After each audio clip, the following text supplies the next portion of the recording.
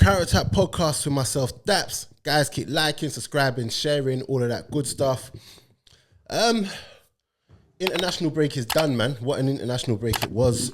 Obviously, Nigeria qualified for the playoffs, the little mini tournament, which looked like was never going to happen. They did that with their 4-0 win. And now we're back after that good news. And, you know, I'm just going to quickly run through some of the games that were on today. So I did a watch along. Guys, I'm back doing the watch alongs. I'm back doing, you know, content in the form of watch alongs and streaming. Obviously, these videos you're going to get the long form. I'm recording with Loons next week. Scorcher's coming back on. And so we're back, man. So check out the watch along videos, check out the shorts that I'm putting out, and follow me on Instagram just to see everything that I've been doing. Because obviously I'm away in Nigeria, I'm away in New York. I put content out on social media, but never really on YouTube. But yeah, man, guys, we are back. One second, just put this aircon. It's getting hot in here, bro.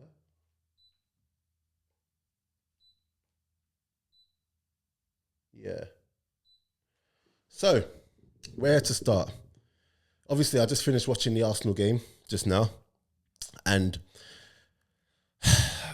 it was a game where I felt like, obviously as an Arsenal fan, I was just thinking to myself, all I need is for them to I just need Arsenal to just get the point. After international break, I just needed Arsenal to just do not lose or do not drop points, you know, and then we can kick on from there.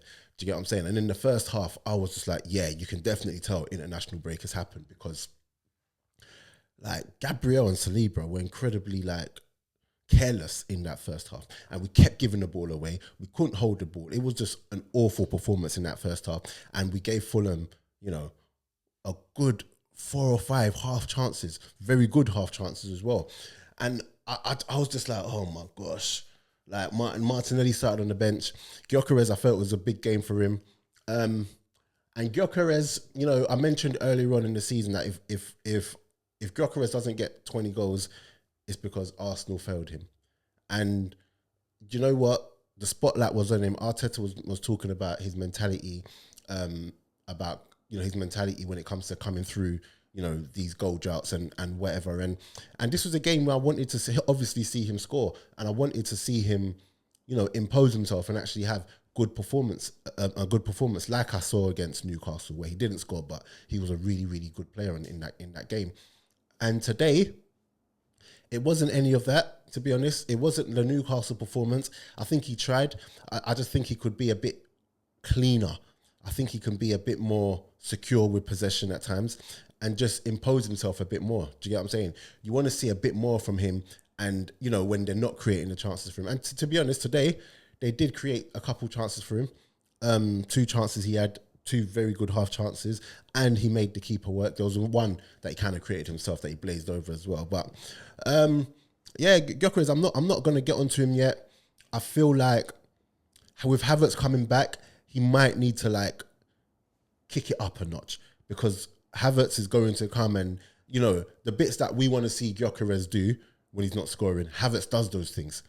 And I think it's easy to get away with not doing those things when you're scoring. But if you're not scoring, it's like a lot of people are just probably just thinking, oh, but we got Havertz. Havertz can do that. Havertz can link up play more. Havertz can impose himself more. Havertz can stick it on defenders more. And so yeah, I feel like he needs to like get a couple more goals now, start scoring and start cleaning up the other side, because when Havertz comes, all this 90 minutes that he's getting, he might not get that. He might not even be starting games when Havertz comes back. So yeah, that's in terms of Gyökeres, that's what I want to say. But what I do want to also say is, as much as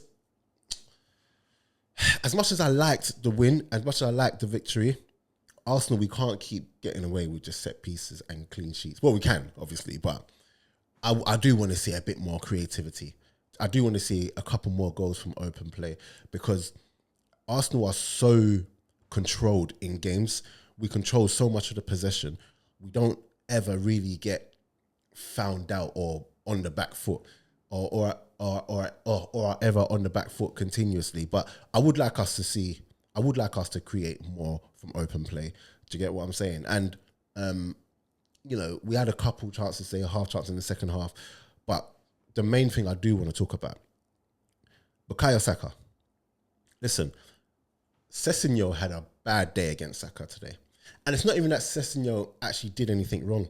I think today he just came up against a player who's just better than him and is just on his game. Do you get what I'm saying? And Sessegnon, there's nothing he could have done today against, Saka. Saka today was just, he was going to left foot, going to right foot.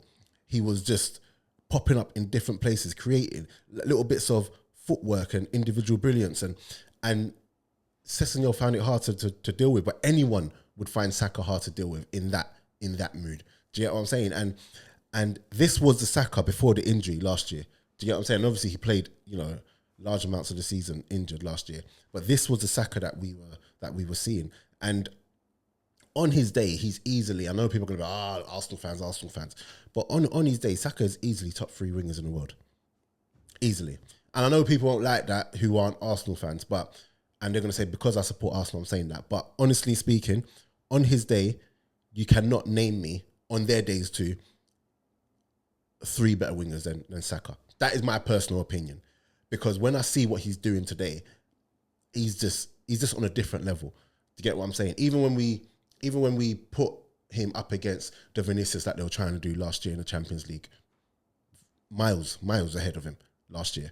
Do you know what I'm saying? So it was just such a good performance from him today, man. And he was a massive part of, why today we got the victory. We were such a threat. It was definitely a penalty as well, by the way. Listen, people are telling me that he got the ball. You cannot go through a player. And when I say go through, I don't mean like clean a player out like that. But you cannot go through a player to get to the ball in the penalty box and then say, no, but I got the ball. Kevin got the ball after he'd already made contact with Saka. And people are saying, oh, but it's soft. It was just a little. No, when you're running at the speeds that they're running and you feel that, it's a foul. Like anywhere else on the pitch, you're not saying, but he touched him, but it's a foul. It's a foul. And I feel like people should remove their biases, because I personally looked at it and at first I was like, he's cleaned them out. But then when you watch the replays and you actually see the contact on the knee first before he's even touched the ball, how can you then not say it's a penalty? And what annoys me the most about it as well is the fact that he gave the penalty, but then he said, oh no, there's enough there to overturn my decision. No. If you had seen that firsthand and just said it's not a penalty, and then you saw the replay and then you kept your decision, I would be like, all right, cool. I wouldn't expect you to overturn it based on what you've already given. But there's enough reason there to give that penalty. You then overturn it, which is just crazy to me. And anyone who's saying it's not a penalty, I don't know for them. I genuinely don't know. But yeah, that was Arsenal, another win in the right direction. Like I said, I wasn't too, from the get-go, and you can go back and watch my watch-along. From the get-go, I was saying that I just want the 3 points. After international break, Fulham away, these are the places we would normally struggle at. Last year, we drew with them. I just needed to just get points, especially after seeing City with Haaland, and we're gonna get to Haaland in a bit. Winning, I just needed 3 points, and we've got that. And another clean sheet, which is crazy at this stage of the season. I think that's 5 clean sheets that Raya's kept this season already, 5 or 6, one of them. And we've only conceded 3 goals all season so far. Honestly, it's yeah. But yeah, City. The way they talk about Man City, you would think that they're miles behind, the top of the table. But before Arsenal kicked off their game today, they were top of the table, level on points with Arsenal. On goal difference, they were ahead. But yeah, I'm looking at Man City and I'm like, I'm not afraid of Man City, but I'm afraid of Haaland. Haaland is just in his bag right now. Haaland and Kane are just, it's like a shootout of who's going to score the most goals this season. Kane as well scored his 400th goal today. He got another goal today, which is like 22 in 12 games this season. Haaland, I don't know his stats. I think it's similar to that though, but they're just scoring ridiculous amounts of goals, and you can't even say that they're rubbish goals or they're scoring it against rubbish defenses, because Haaland respects nobody, Kane respects nobody, and these are strikers on top of their game right now. And as long as Haaland is at City, as long as he's fit, Man City have a chance because they're just 1 point behind, and they're not playing any worse than Liverpool or even Arsenal. They're actually doing what they need to do, getting victories and scoring goals. So, you know, there's a lot to play for here, man. And as much as I would love to sit here and say Arsenal are gonna, you know, walk the league and stuff like that, there's too much to play for. There's too much quality, and yeah, that's it, boy.